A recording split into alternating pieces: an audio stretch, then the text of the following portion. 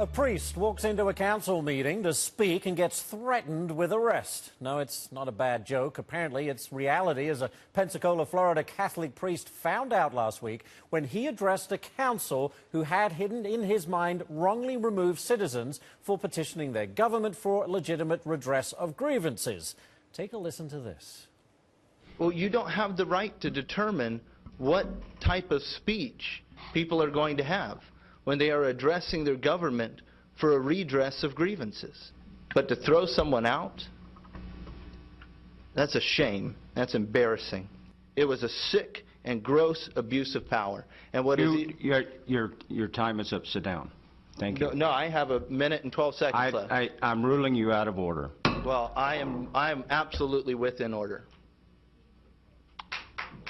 I am with order. You are out of order. You made an oath to protect the Constitution. I'm not leaving the podium. I have 56 seconds left.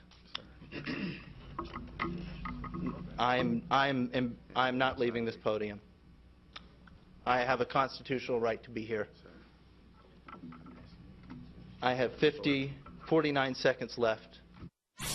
All right, we'll finish the tape there, but the brave man who stood up to his city council is here next, and he's got some choice words, as you can imagine, for anyone who'd restrict his God-given right to free speech.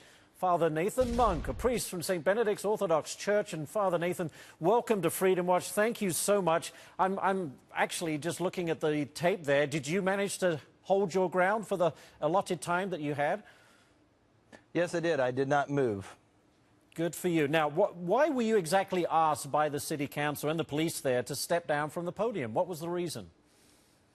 Well, you know, at the Monday meeting before, which is sort of the decision-making time for our city council, they had 3 people removed while they were speaking on a particular ordinance that was going to criminalize poverty in Pensacola. They were going to outlaw anyone using any article whatsoever to shield themselves from the elements, and they were speaking about that.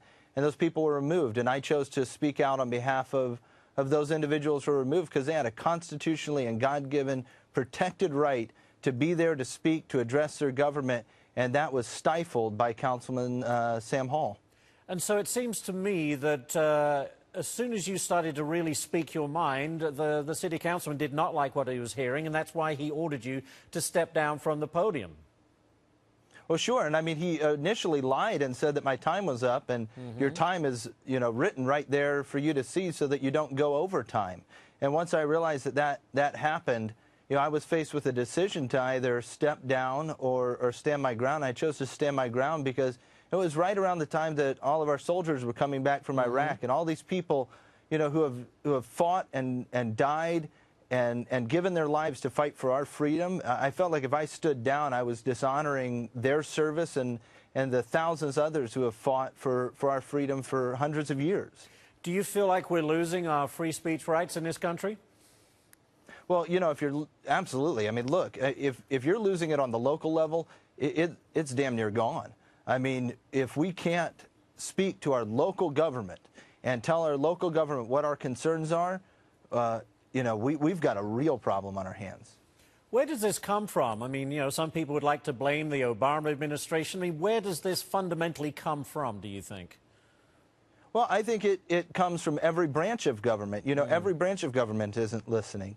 You know, President Obama has chastised other governments and said that they have to build democracies and listen, but he isn't even listening to his own people from the Tea Party to the Occupy.